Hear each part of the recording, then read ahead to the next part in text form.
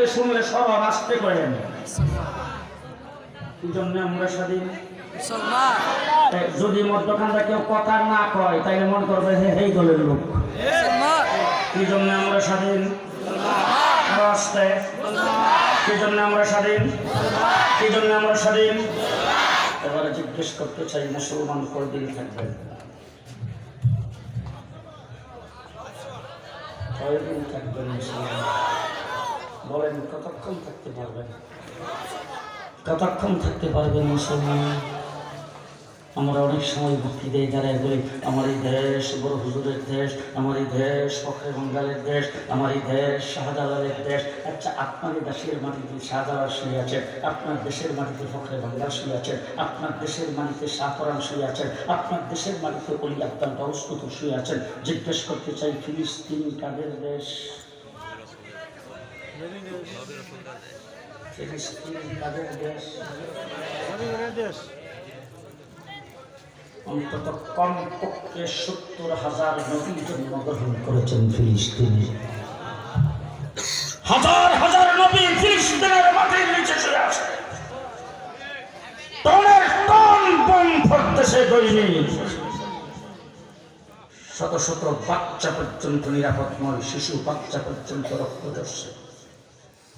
ফিলিস্তিনের অবস্থা এমন হতে পারে, আল্লাহ না করুক, আল্লাহ না করুক, আল্লাহ না করুক, ভারত যেই ষড়যন্ত্র শুরু করেছেন, ভারত যেইভাবে আমাদের দেশের বিরুদ্ধে লাগছেন, আর দেশ তারা লুণ্ঠন করে বিদেশের বাড়িতে পাহাড় গড়িয়েছেন, তারা আজকে বেগে সেই ভারতের মুদিন করে যায় বসে বাংলাদেশের বিরুদ্ধে যেই ষড়যন্ত্র শুরু করে দিয়েছেন, আল্লাহ না করুক দেশটা যদি পরাধীন হয়ে যায়, আমার দেশের মধ্যে যদি কোনো আক্রমণ হয়, আর যদি চাঁদপুরের মুসলমানদের বুক বরাবর রাইফেলার বন্দুকের গুলি তাক করে যদি বলে এখন ইসলাম সত্য হবে, তাইলে কি বুক টান করে বলতে পারবেন আল্লাহ কাটায় দেব, ইসলাম দেব না?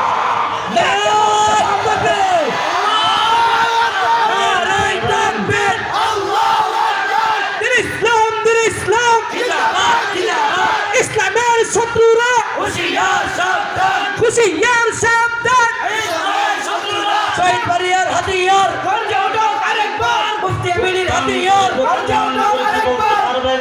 বুক টান করে কি বলতে পারবেন জীবন দিয়ে দেব, ঈমান দেব না? কে কে বলতে পারবেন? কে কে বলতে পারবেন জীবন দিয়ে দেব, ইসলাম দেব না, আল্লাহ কাটায় দেব, ঈমান দেব না? পারবেন? পারবেন? পারবেন? পারবেন? পারবেন?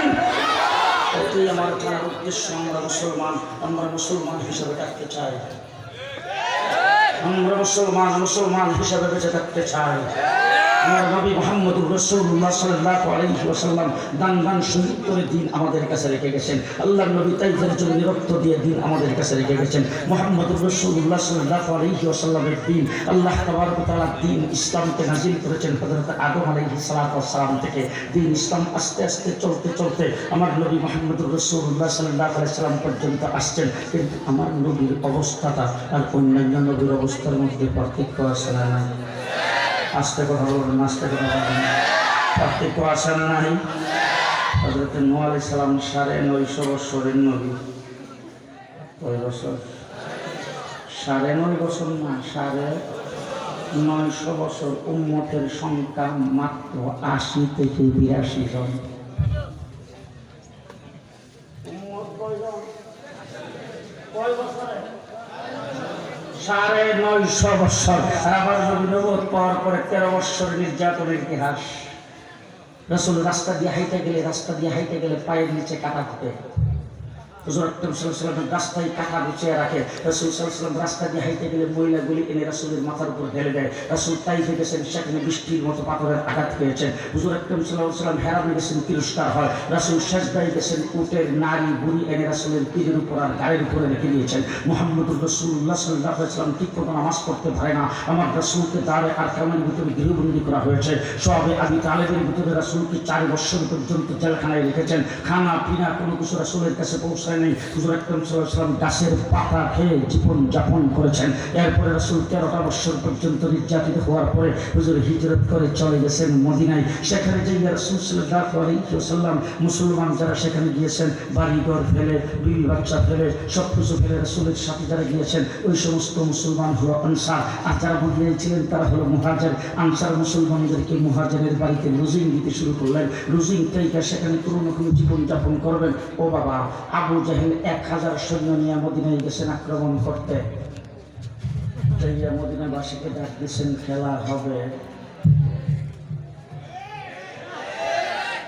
ঘুমাইন না ব্রাহ্মণবাড়িয়ায় দাঁড়ায় কথা বলতেছি, ঘুমাইন না।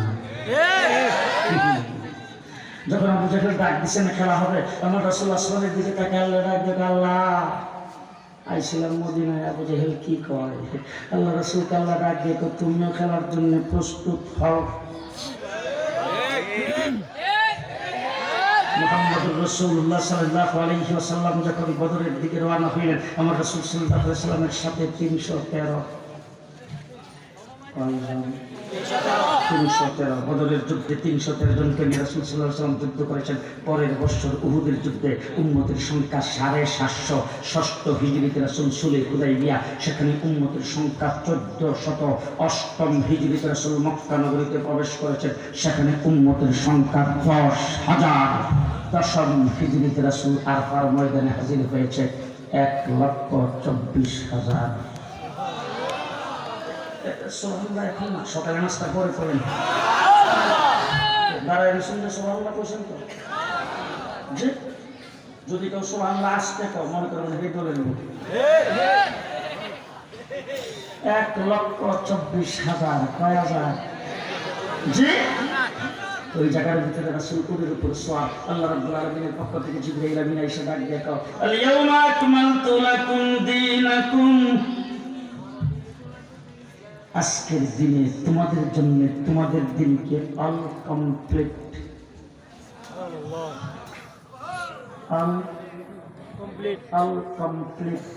ও আমার হাবিব কিভাবে কমপ্লিট ভালো করে বুঝে নেন। আমি হইলাম রব্বুল আলামিন, ভালো করে শুনেন, আমি হইলাম রব্বুল আলামিন আর আপনি হলেন রাহমাতুল লিল আলামিন।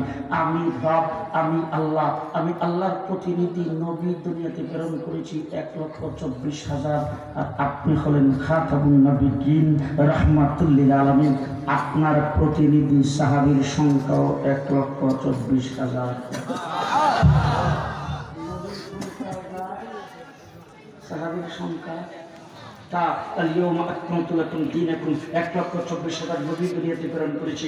আপনার জন্য আপনার প্রতিনিধি সাহাবী 1,24,000। তাদের মাধ্যমে আজকের দিন ইসলাম কমপ্লিট।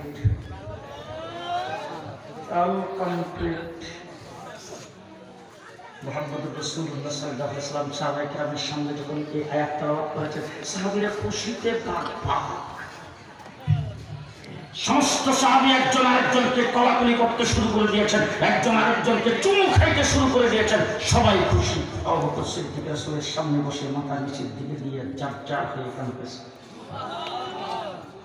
সাহাবায়ে কেরাম আবু বকর সিদ্দিককে জিজ্ঞেস করেছেন, আবু বকর বুঝতেই পারলাম না, সবাই আমরা খুশি আনন্দ করতেছি, আজকের দিন আল্লাহ পাক কমপ্লিট করেছেন, তুমি এখানে বসে বসে কাঁদতেছো যে ঘটনা নাকি?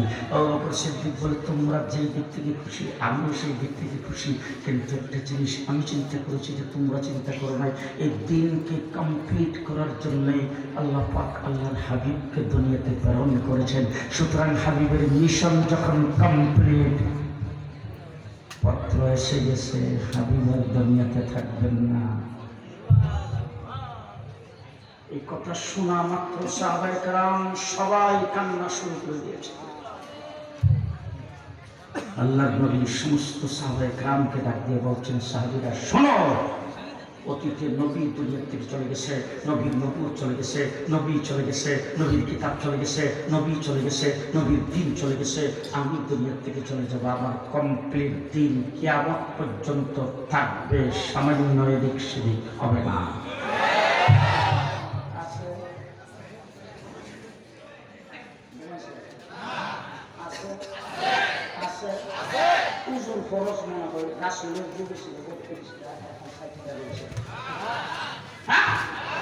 গোসলের খরচ হুজুরের যুগে ছিল 21টা, এখন আছে 3টা। ফজরের নামাজ বোধ হয় 20 রাকাত আছে, এখন 4 রাকাত হয়েছে।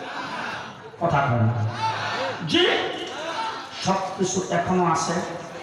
আস্তে কর, আস্তে কর। মসজিদ যদি টিনের ঘর হয় সেখানে যাইবেন কোন পাও, যদি সোনের ঘর হয় সেখানে কোন পাও, যদি টাইলস লাগানো হয়, যদি এসি লাগানো হয়, যদি ব্রাহ্মণবাড়ি জামি মসজিদ হয়, যদি বাইতুল্লাহ শরীফ হয়, বাইতুল মুকাররম হয়, তো মসজিদের স্থাপত্য শৈলী পরিবর্তন হতে পারে, নবীর সুন্নতের কোনো পরিবর্তন নাই। কথা বলেন ঠিক না ঠিক? 50-55 বছর আগে যখন মক্তবে পড়তাম, দেশ স্বাধীনের আগের সময়টার কথা বলতেছি, মক্তবে আমাদের অষ্টগ্রামের মক্তবে একজন ভুবনের কারি সাহেব ছিল। যে কারি সাহেব আমাদেরকে মক্তব করতে বের করিয়া নিয়ে বাহিরে হালকা ধরাইতো, হালকা ধরাইয়া তারপর আমাদেরকে পড়াইতো। টাকটিতে যাওয়ার সময় সর্বপ্রথম বাম পাও দিয়া যাইতে হইবে। কোথায় যাওয়ার সময়? আচ্ছা, টাকটি তো ঘরের সঙ্গে আকাশ নাকি খালের পাড়, জঙ্গলে? কথা কয় না। কলা ফাতার বানানো, সলার শট, জি, দুর্গন্ধ তো নাই, মলমূত্র দেখা যায় না তো, জি। হ্যাঁ, এই টাকটিতে যাওয়ার সময় কোন পাও? বাম পাও। কিছুদিন পরে টাকটি হয়েছে টয়লেট, এরপর হয়ে গেছে ল্যাট্রিন, তারপরে বাথরুম, বর্তমানে ওয়াশরুম। কি রুম? এখন খালের পাড়ে আছে তো। কোন জায়গায়? বেডের সঙ্গে আকাশ। 20x24 ফিটের রুমটা টাইলস লাগাইছেন মাত্র 1.5 লাখ, ওয়াশরুম 5 লক্ষ টাকা, জীবাণু মুক্ত সুগন্ধযুক্ত টাইলস।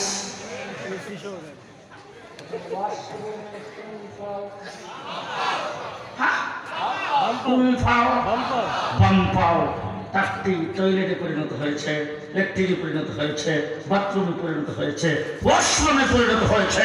1450 বছর আধুনিকতা আসছে, নবীর সুন্নতের পরিবর্তন হয় নাই। দিন কমপ্লিট,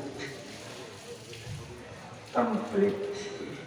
বাড়ানো যাবে না, কমানো আস্তে যাবে না, বাড়ানো যাবে না, কমানো যাবে না। আমাদের আপনাদের এলাকার একজন ব্যক্তি আছিল, নামটা কইতুম না, কয়ালান কয়ালান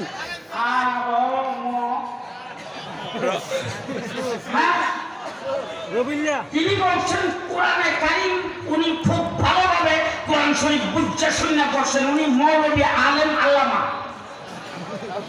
কিন্তু কোরআনের কোন জায়গায় পর্দা ফরজ কিরা পাইছি না। নাউজুবিল্লাহ।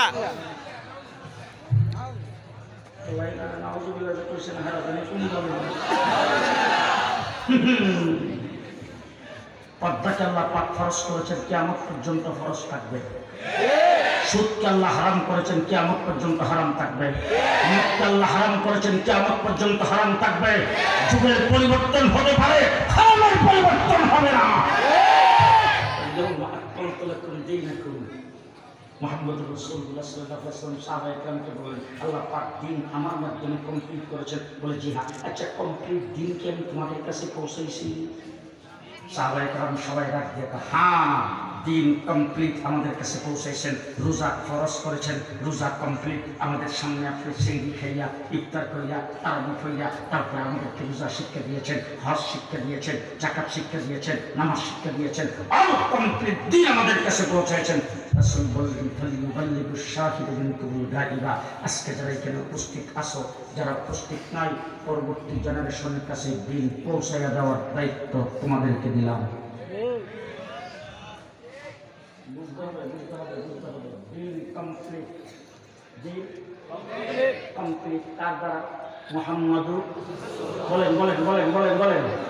দিন আল্লাহ পাক কমপ্লিট করেছেন মুহাম্মদুর রাসূলুল্লাহ সাল্লাল্লাহু আলাইহি ওয়াসাল্লামের দ্বারা। এরপরে রাসূল সাল্লাল্লাহু আলাইহি ওয়াসাল্লাম সাহাবায়ে কেরামের কাছে দিন রাখছেন, রাইখা বলছেন, পরবর্তী জেনারেশনের কাছে পৌঁছায় দেওয়ার দায়িত্ব তোমাদের।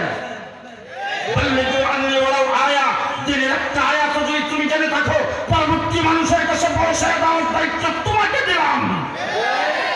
সাহাবায়ে কেরাম সেই আরফার ময়দান থেকে এক দূর দিছে সোজা বাংলাদেশ, সোজা বাংলাদেশ। বাংলাদেশে সাহাবী আসছেন, সেখানে এসে দ্বীনের দাওয়াত দিয়েছেন, এরপর মসজিদ বানাইছেন, মসজিদের সামনে ঈদগাহ বানাইছেন, সেই ঈদগাহে নামাজ পড়েছেন, মসজিদে জামান নামাজ সাহাবায়ে কেরাম পড়েছেন। আজকের থেকে প্রায় 1992 বা 93 সালে হযরত মাওলানা মহিউদ্দিন খান রহমতুল্লাহ আলাইহি তিনি আমাকে বলছেন, জুনায়েদুল হাবিব চলেন তো দেখি একটা মসজিদ উদ্বোধন করবো আপনাকে নিয়ে, চলেন। লালমনির হাতে নিয়ে গেলেন উত্তরবঙ্গের।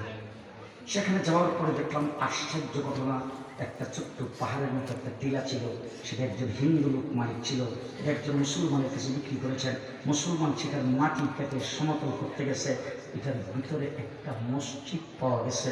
মসজিদের মেহরাবের সাথে মিম্বর, মসজিদের দরজার সাথে বাহিরে পাকা করা ফুল, সেই ফুলের দরজার সাথে একটা মিম্বর, অর্থাৎ এটা ঈদগাহ, ভিতরে জুমার মসজিদের মিম্বর। আর এই মিম্বরের মধ্যে একটা শিলালিপি পাওয়া গেছে, পাথরে খোদাই করে লেখা 72 হিজরি। আল্লাহু আকবার। এখন কত হিজরি? 1440 হিজরি। তাহলে 72 হিজরিতে যদি মসজিদ হয়ে থাকে, আবার জুমার মসজিদ হয়ে থাকে, আবার ঈদগাহ মাঠ হয়ে থাকে, তাই নিশ্চয়ই সাহাবী এসে এখানে দ্বীনের দাওয়াত দিয়ে মুসলমান এই পরিমাণে হয়েছে যেখানে ঈদগাহ পরিবহন কথা কয় না। সাহাবায়ে কেরাম আরফার মাঠ থেকে দিছে বাংলাদেশের উপর দিয়া ডাইরেক্ট সিন। সিনে সাহাবীর মাজার আছে না নাই? সাহাবায়ে কেরাম দ্বীনের প্রচার করেছেন, প্রচার করে যখন গোটা পৃথিবীতে দ্বীনের প্রচার হয়ে গেছে, আল্লাহ রাব্বুল আলামিন দেখলেন দ্বীনের প্রচার তো হয়েছে ঠিক, কিন্তু দ্বীন তো এখন জামে ইউনুসিয়া মাদ্রাসা হবে, দারে আরকাম মাদ্রাসা হবে, চাঁদপুর মাদ্রাসা হবে, বিভিন্ন জায়গায় মাদ্রাসা হবে। সেই মাদ্রাসার মধ্যে তো দ্বীন পড়াইতে হবে, সেই দ্বীনটা লিখিত হওয়া দরকার। বলা করে বুঝলেন, বলা করে বুঝলেন। দ্বীন কমপ্লিট নবী মুহাম্মদুর রাসূলুল্লাহ সাল্লাল্লাহু আলাইহি ওয়াসাল্লামের মাধ্যমে দ্বীন প্রচার হয়েছে, সাহাবায়ে কেরামের মাধ্যমে। এখন দ্বীনটা লিখিত হওয়া দরকার। ওযুর ফরজ 4টা, গোসলের ফরজ 3টা, তায়াম্মুমের ফরজ 3টা, ওযুর সুন্নত, নামাজের সুন্নত, নামাজের ফরজ, নামাজের ওয়াজিব, এটা লিখিত হওয়া দরকার। তালাকের মসলা, বিভিন্ন মসলা মশাই কোরআন এবং হাদিস থেকে লিখিত হওয়া দরকার। আল্লাহ তাবারক ওয়া তাআলা সাহাবায়ে কেরামের জমানায় তাবেঈনদের কাতারে একজন ব্যক্তির জন্ম দিয়েছেন সর্বপ্রথম, তার নাম ইমামে আজম আবু হানিফা রাহমাতুল্লাহ আলাইহি। তার মাধ্যমে দ্বীন করেছেন লিখিত। দ্বীন